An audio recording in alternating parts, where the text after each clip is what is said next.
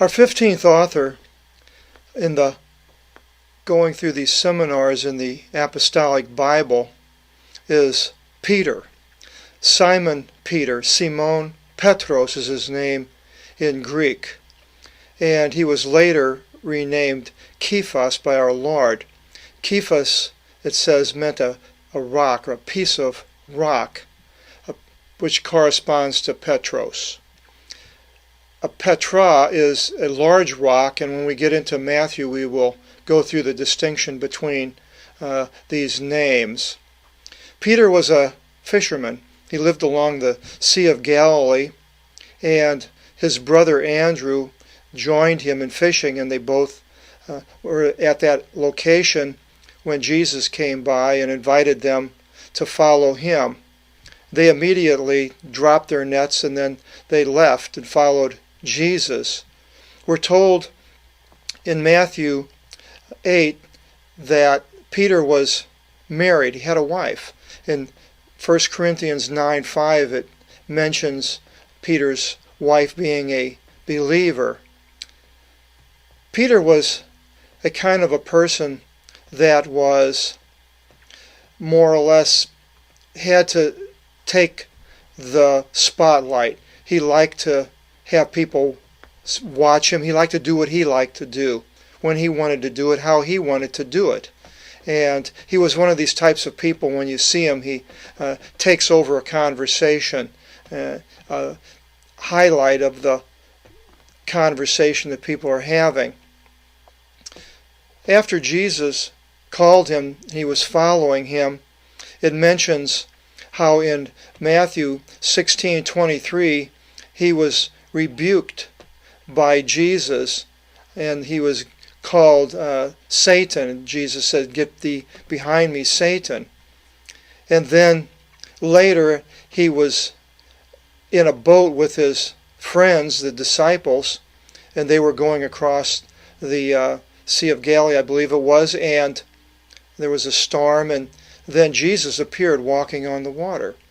And when Peter saw this, he wanted to join Jesus and walk on water. None of the other disciples even thought of that, apparently, and they didn't want to walk on the water, but yet Peter, he wanted to do what he wanted to do. And of course, we know the story. He got out of the boat, and the boat Peter started to sink, and he cried out to Jesus to deliver him.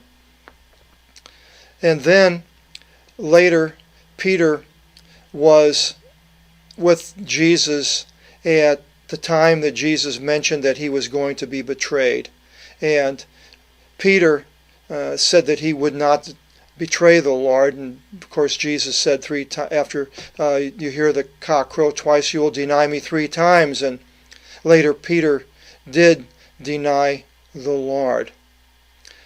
After the resurrection, Peter was back up in the area of Galilee with the disciples again in the boat, and they were fishing, and they saw this man on the shore, and they told him to cast out the net, and they hauled in this large haul of fish. And what did Peter do? He said, "Well, it's the Lord," and so he jumped in the water and swam to shore, leaving all of the disciples. Well, some people would think, well, he really loved Jesus, but I look at it maybe in a different way, in that he actually left all of his friends to do all the hard work. I worked in a fish plant around fish, and it's a lot of work, and all these fish, taking care of them, taking them out of the nets, and dragging them ashore. But yet Peter did what Peter wanted to do. He jumped in the water and swam to Jesus, to the point where later Jesus confronted Peter in John 21 verses 15 to 18, asking if he loved, "Do you love me, Peter?" And Peter answered, "Of course I love you." And he replied, "To feed my sheep." And Jesus did this 3 times, and Peter responded, "Of course I love you," but did he really? Was his obedience really there? He may have said this, but he said other things that didn't come to pass. So Peter was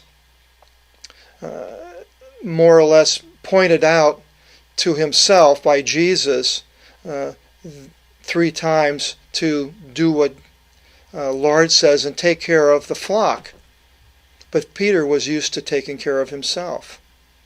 Then later, after the Lord resurrected, Peter became more or less one of the more important ones of the disciples, but not necessarily had the preeminence of James. We mentions in Acts 15:13-19 how Peter came and gave his opinion, but yet James, it said, was the one that made the distinction, distinction whether or not this should happen, made the decision. Then later in Galatians 2:11 we're told that Peter came to where the Apostle Paul was and other disciples, and he became like the Judaizers, doing things that the Jews do as far as eating and things. And Paul said he was to be condemned, and he confronted Peter. So Peter, all these places in the Bible, is headstrong and does what he wants to do. And the end of the story was there. We just think, well, Peter's just another person that's, this is his trait.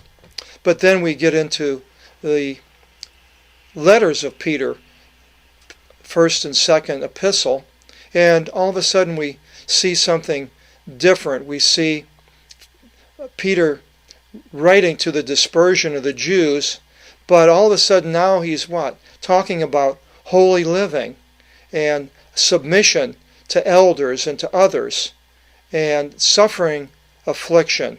So it wasn't the same Peter that we earlier saw. All of a sudden we see in his letters a different Peter, one that was caring about others and caring enough to teach this as a precept to us. It wasn't until the last 2 chapters of 2 Peter that it diverts from this and it goes in to talking about false teachers and then the day of the Lord. So with this, we hope you will join us in going through these chapters in 1st and 2nd Peter. God bless.